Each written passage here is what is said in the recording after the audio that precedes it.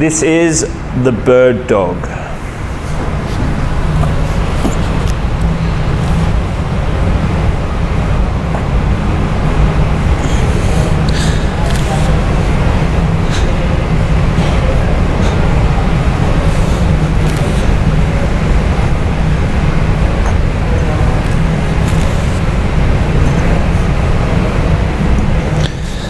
Okay, so I prepare myself on all fours.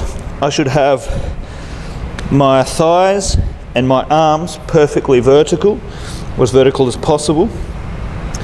From there, I should also have a neutral position in my lower back and my spine, and I simply stabilize all of this area, so my hips and my body, and I extend an arm and the opposite leg, okay, in opposite directions as far as I can.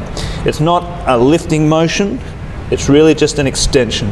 So I want to extend this heel far back as possible and this arm as far forward as possible.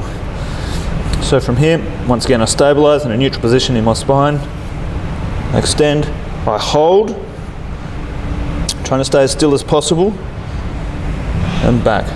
So we need to be careful that we're not rotating our hips when we extend the leg, and that we're not arching our back either, okay?